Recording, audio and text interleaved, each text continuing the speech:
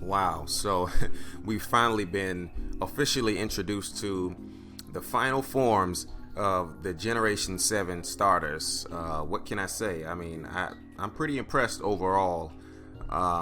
Interesting times, man. I'm pretty excited for Generation 7, what the new metagame's going to bring. But I'm not going to waste too much time, so without further ado, I want to start talking about this guy here, Desi Dui. That's how I'm going to pronounce it for now. I could be wrong about the pronunciation, but that's what I'm going to call it. As you can see, it's grass and ghost type. Pleasant surprise. Gives it a host of useful resistances and stuff like that. This thing sports a signature move called Spirit Shackle, which is very interesting. I'm interested to see if it's actually physical or special. If it's special and it's anything similar to Shadow Ball in terms of base power, it might actually make it obsolete. Given that secondary effect, it's almost like Shadow Tag, just kind of traps you in there. So I hope it's something like that. But honestly though, just looking at this thing, I would say that this is probably like a speedy special attacker, maybe. Something, well, I don't know, maybe it's probably something along the lines of like Noivern. Just hopefully this thing actually has access to boosting moves. That would make it pretty nasty. But what I want to do here is I want to talk about some projected base stats that I have down here, and as well as projected hidden abilities, and some move sets based upon these projections. So let's get into it. As you can see, I have the base stats capping out at 535. Felt like that was a good place to cap it off at, because most starters base stats total at around 530 to 535 ish, somewhere in that range. So I thought these stats would probably be appropriate. My projected hidden abilities, I have 3 of them, as you can see. Sniper, Infiltrator, and then Prankster. Sniper's kind of obvious, it's an archer. And then you have my 2 projected movesets. Now, just given this thing stats, I feel like if this is going to be the case, most people would probably run like choice specs. It just seems appropriate. Just run really powerful moves on it and just spam them, and then switch as necessary. And then this next set here to the right with Life Orb and Focus Sash is kind of designed to work more so with Prankster. I guess, well, technically all of them really, but more so with Prankster, set up that nasty plot and or roost, whatever, however you want to set it up. Though I just thought it would be a pretty interesting moveset. But as far as the base stats go, base 80 is kind of standard for most starters. Base 75 defense is not that much, but this is once again a speedy Pokemon, so it's not going to be as bulky as it could be. Base 130 is fabulous in terms of speed tier, and then base 105 special attack. I felt like it's not the highest, but it's strong enough to put a dent in anything if you give it a Life Orb, or especially if it gets access to like nasty plot, it's going to hit anything pretty hard. And of course, base 70 attack, not the highest, but definitely usable if it has access to like Swords Dance, because I can totally see this thing getting like Shadow Sneak, Sucker Punch, hell. Well, maybe not Shadow Punch, because I don't think he really has like fists like that. But I can definitely see it getting Swords Dance. So I don't know. For all I know, it might actually end up with a base 90 attack. But I actually want to talk a little about Incineroar, the Fire type starter, Litten's final evolution. Wow. Now, I must say I really like that name. I wish I liked the design as much as I like the name, but I'm not going to complain. It's pretty cool in its own way. The pleasant surprise with this was his typing, fire and dark. I predicted this from day one, but I feel like that was more of a fan service, to be honest with you. Because let's keep it real. Most people thought that this thing was going to be firefighting, and I think it really was until the fans spoke up. As you just saw on screen, it has a signature move called Darkest Lariat. It basically ignores stat changes, so basically it doesn't care about how many iron defenses you have or calm minds. I don't know if it's going to be physical or special, but I would argue that it's probably going to be a physical move.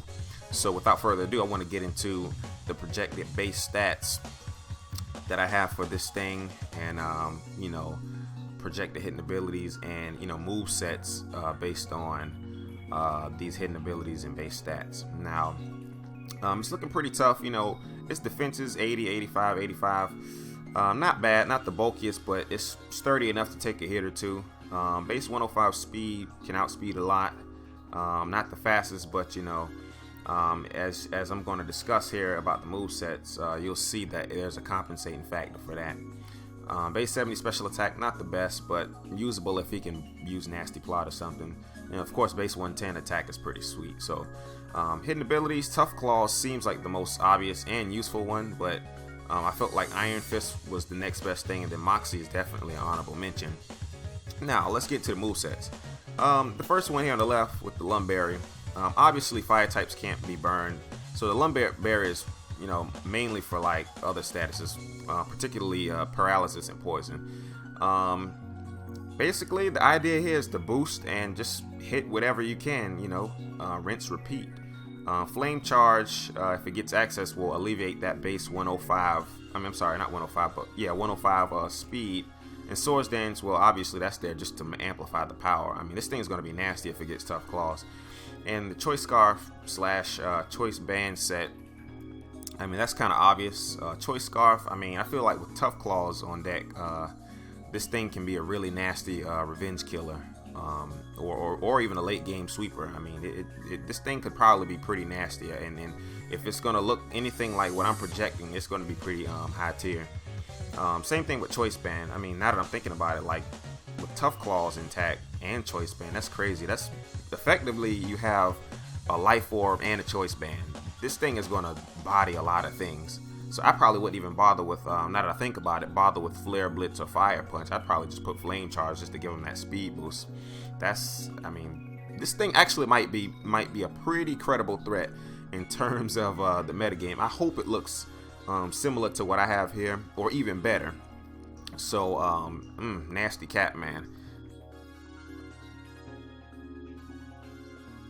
Okay, so we got Primarina, arguably the most beautiful starter of any generation, really. Sporting that nice Water Fairy typing, great defensive typing, being only weak to Electric, Grass, and now Poison. He or she sports a signature move, Sparkling Aria. Looks nice, but I think it's a little counterproductive as far as competitive play goes, or at least for singles. I mean, like, the added effect to it is that it'll heal burns on anything that it hits. And I'm thinking, well, that's kind of, once again, that's counterproductive. If it's a single battle, you don't need to be healing your opponent. You need to be healing your teammates. So I think it's definitely more geared for doubles. So you won't see a lot of that move being utilized in singles at all. But anyways, much like the other starters, I got some projected base stats, hidden abilities, and some movesets that I've crafted based on my projections. So let's talk about the base stats a little bit. As you can see, it's pretty bulky. Base 100 HP, base 105 defense, base 110 special defense. It's borderline stellar. I mean, with base 100 HP, you can support a lot. So if these particular stats hold true, we might be dealing with a credible threat here in terms of the meta. I didn't really see this thing as a physical attacker, so I didn't give it much. And then, special attack, base 90, that's solid enough for a bulky mon anyways. But let's get into the hidden abilities. I'd like to see it get Drizzle, especially now since they've nerfed that, so we won't have anything like 5th gen with Weather Worn. Pixelate, that's obvious, it's part fairy. And if it gets Boom Burst or anything, that'll be a very powerful move.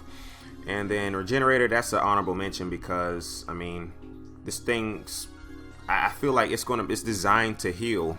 I think it's gonna really be a tank, so that it just tends to go with it. Now the movesets I've crafted here from left to right are designed to go with my projected hidden abilities. These sets are optimized for the abilities. So it's pretty straightforward. The first one, basically just spam some loaded up skulls, support your team with Drizzle and so on. This is geared more so towards a Swift Swim build. Pixelate, just spam Boom Burst / Hyper Voice.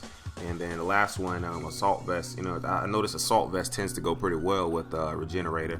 So basically just make it tanky and just spam powerful moves. And notice here I have Freeze Dry and not Ice Beam. Now I don't know if it's actually gonna get Freeze Dry, but if it did get Freeze Dry, that'd be a great bonus. That'll just be one more step towards top tier viability, because I mean, if a bulky water has to think twice about switching in on this thing, that's a problem, man. Like, you can't. What? I mean, come on. Imagine if someone switched a Swampert into this thing and it does freeze dry. That's a one hit KO, unless it has a focus sash. You know, same goes for Gyarados, dead. So I mean, this thing, if it gets access to freeze dry and its stats look anything like what I'm projecting, and same goes with hidden abilities, this thing could be a credible threat.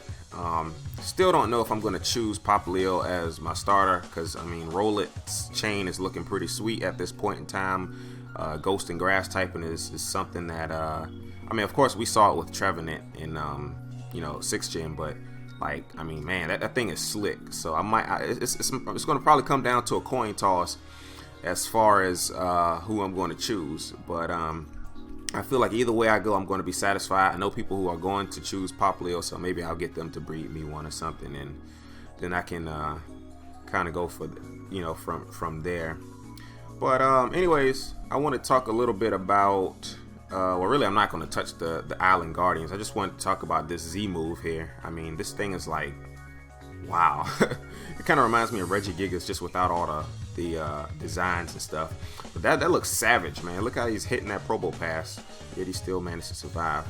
We got Alolan Persian. I thought Fur Coat was worth mentioning. That might actually give this thing a little bit of viability. You know, Fur Coat plus Assault Vest might be worthy, but I can see more Technician sets coming out of this thing, to be honest. And the most delectable part of this particular release is the two Kanto region prodigies, Red and Blue. What the hell? Like, wow, I'm surprised. Like, this was a pleasant surprise. You know, they definitely are battle legends. What I'm hoping for is that we can get some, basically, can we get Red to talk? I would like to hear a bit about Red's adventures, post Mount Silver. I want to know why he decides to stay up there, why he doesn't really talk. I mean, look at him. He's looking pretty savage, man. Like, you really do not want to be running up on Red. But that would mean a lot to me. I started with Pokemon Red, class of 96. I noticed Red had that 97 over here, or whatever. He had that 96 shirt. But it'd be pretty sweet to, get some more dialogue from this man. Yeah, I mean, I would like to see Red speak a lot. I mean, we already know Blue's a chatterbox, but Red, it seems like once he conquered everything and went to Mount Silver, he just, I don't know, man, he just faded out. But he found his way to the Alola region, so I definitely like to hear about that. Blue too, of course, they're both battling prodigies, so I'm really interested to see what they're going to do with this. But anyways, that's my 2 cents on the final evolution starters for 7th gen. Definitely hyped for Pokemon Sun and Moon now. But I'm going to sign off now. So if you enjoyed the video, as always, leave your thoughts, and thanks for watching.